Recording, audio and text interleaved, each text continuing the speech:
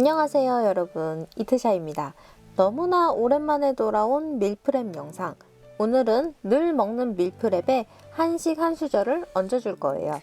그동안 제 밀프렙 영상을 보신 분들은 아시겠지만 기본적으로 챙겼던 구성에서 한식 양념을 추가해 주려고 해요. 만드는 방법도 간단하니 평소 식단에 적용하기도 좋을 거예요.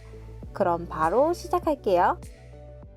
매주 도시락을 싸다 보니 매주 메뉴를 달리하기 힘들어서 고정적으로 챙기는 것들에 양념을 달리해주는 식으로 밀프렙을 구성하고 있어요. 현미와 흑미, 귀리를 섞은 잡곡은 밥보다는 곡물 샐러드를 먹는 느낌으로 삶아주고, 단백질로 선택한 삶은 계란은 2개씩 쫑쫑 썰어서 나눠 담아주고 있어요. 평소 밥은 70g씩 담아주고 있는데 많이 먹는 저에게 이 양이 딱 맞는 것 같아요. 생채소는 종류 관계없이 100g씩 담아주고 있는데 양배추가 위에 좋다고 하고 먹었을 때 또 수분이 가득한 느낌이 들어서 매주 넣어주고 있어요. 나머지는 제철 채소나 마트에서 끌리는 거 아무거나 담아주고 있어요. 밀프렙 두 번째, 세 번째 영상에서 더욱 자세하게 설명되어 있으니까 기본 구성을 놓치신 분들은 한 번씩 봐주세요. 앞서 말씀드린 기본 구성에서 가장 많이 해먹는 양념, 강된장 만드는 것을 보여드릴게요. 어떤 채소를 사용하셔도 상관은 없지만 양파 그리고 버섯, 요거는 확실히 많이 들어가야 단맛이 폭발, 감칠맛 대폭발하는 것 같아서 두 가지는 꼭 넣어줘요. 가끔 귀찮으면 이 두 가지로만 만들 때도 많아요. 물론 강된장 만들 때 가장 귀찮은 과정은 재료를 잘게 다지는 것이지만 어디에 올려놔도 쓱쓱 비벼 먹으면 그만이니까 조금 귀찮더라도 잘게 다져주세요. 버섯 중에서 가장 가성비가 높다고 생각되는 느타리 버섯도 다져주세요.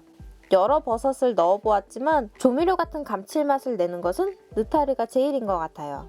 강된장의 키포인트라고 할 수 있는 깻잎은 중간중간 향이 스쳐 지나가도록 다져주고, 마무리로 두부는 대충 썰어서 칼등으로 으깨 넣어주었어요. 찌개용 두부, 부침두부, 순두부 다 상관없어요. 어차피 물기는 다 날려줄 거니까요. 준비한 재료 전부 넣으니 냄비 한가득이 되었지만 중약불의 불에서 천천히 익혀주면 채소에서 수분이 나오면서 부피도 점점 가라앉게 됩니다. 이렇게 물이 흥건하게 보이기 시작하면 약불로 줄여서 서서히 수분을 날려주도록 해요. 깜빡 잊고 있던 다진 마늘도 중간에 넣어주는 센스. 이렇게 20에서 30분간 밑이 눌러붙지 않도록 가끔 저어가며 볶다 보면 물기가 다 사라지고 포실포실한 상태가 되는데 이쯤 되면 거의 다 완성된 거예요. 그럼 여기에 된장 한 수저를 넣어주세요. 저는 지난주에 먹다 남은 강된장도 한 수저 더 넣어주었습니다. 마지막으로 다 섞일 때까지 한번 뒤적여주고 향을 내주는 재료인 파나 부추 등은 불을 끄기 직전에 넣어 전체적으로 섞어주세요. 이날은 생양배추 대신에 찐 양배추를 만들었어요. 전자레인지에 5분 정도만 돌려줘도 양배추찜을 만들 수 있어요. 아무래도 강된장 하면 찜 양배추에 찍어 먹는 게 진리 아니겠어요? 저는 항상 다 섞어 먹기 때문에 찐 양배추도 잘게 잘라서 담아주었어요.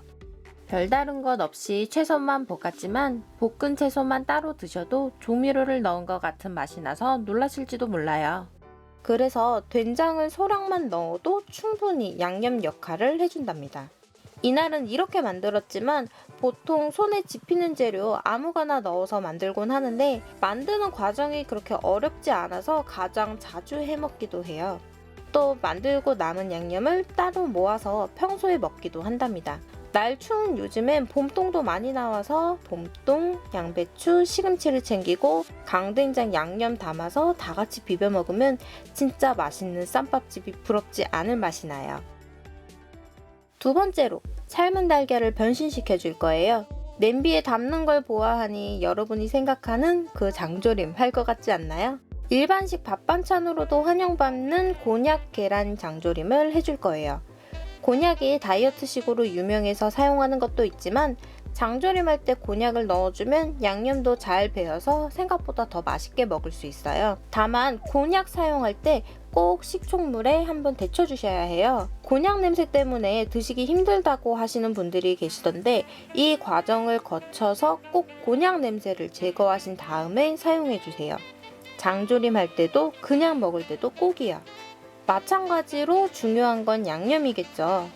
통후추 몇 개 뿌려서 비린내는 잡고 약간의 생강을 넣어 알싸한 맛을 내고, 한식 양념, 육수 만들 때 넣으면 실패할 일이 없는 파프리도 넣고 청양고추는 조금만 넣어서 특유의 향을 살짝만 내요. 막상 사용하는 간장의 양은 많지 않아요. 여기에 물 한가득 부어서 졸여주기만 하면 되는데 저런 부가적인 양념용 채소들이 들어가줘야 간이 적게 돼도 향으로 편하게 먹을 수 있어요. 장조림인 만큼 뭉근히 오래 끓여 간이 배게 해주면 되는데 얼마나 끓이느냐에 따라서 내가 먹는 간장의 양도 달라지겠죠. 저는 곤약에서 간장 맛이 살짝 진하게 날 때까지 졸여주었는데 이때 되면 막상 계란은 간이 끝까지 배어 있진 않아요. 그래서 곤약이랑 계란이랑 같이 먹으면 딱 맞게 된답니다. 아니면 계란을 먼저 졸여주고 중간에 곤약을 넣어서 전체적으로 맛을 맞춰주는 것도 방법일 것 같아요. 간된장에 이어서 장조림도 짜지 않게 먹을 수 있겠죠? 매일 먹는 잡곡밥이 지겨워질 때쯤 한 번씩 해먹기 좋은 밥을 소개해 드릴게요. 손이 좀 갈 수는 있지만 말린 시래기를 전날에 불려서 준비하면 간단해요. 시래기 하면 보통은 국이 먼저 떠오르지만 요즘은 시래기밥이 대세인 것 같아요. 물을 꼭 짜준 시래기는 한입 크기로 듬성듬성 썰어주고 된장 한 스푼과 함께 약간의 지방 섭취를 위한 들기름, 그리고 엄마 찬스로 얻은 버섯가루와 부추가루를 넣어주었어요. 엄마 찬스는 옵션이니까 없어도 괜찮아요. 생각보다 시래기가 억센 편이기 때문에 비닐 장갑을 끼고 손에 힘을 많이 주어서 바락바락 묻혀주세요. 물론 저는 이것만 넣진 않을 거예요. 이번에도 가성비 좋은 느타리 버섯을 넣을 거예요. 시래기 하나만 먹으면 무슨 맛이 나겠어요. 다 양념이 뒷받침해줘서 맛있는 거니까요. 아까 묻혀주었던 시래기에 버섯을 넣어주고 전체적으로 양념이 섞이도록 뒤적여주면 끝이에요. 콩나물밥이나 무밥같이 채소를 넣고 밥을 할 땐 냄비밥이 편해요. 다만 눌러붙지 않도록 일반 기름을 소량 발라주는 게 좋아요. 참기름, 들기름은 쉽게 타니까 포도씨유나 카놀라유 등을 넣어주시는 게 좋아요. 대신 기름이 좀 많이 들어간 것 같으면 중간에 키친타올로 눌러주세요. 그 위에 불려놓은 잡곡을 얹어주고 열심히 양념해준 시래기와 버섯을 위에 깔아주었어요. 담을 때 손으로 꾹꾹 누르지 말고 손으로 살살 펴줘야 잘 익는답니다. 그리고 물은 불릴 쌀의 양의 70% 양으로 잡아주면 좋아요. 채소에서 수분이 많이 나오기 때문에 엄청 자작하게 물을 넣다간 진밥이 될지도 몰라요.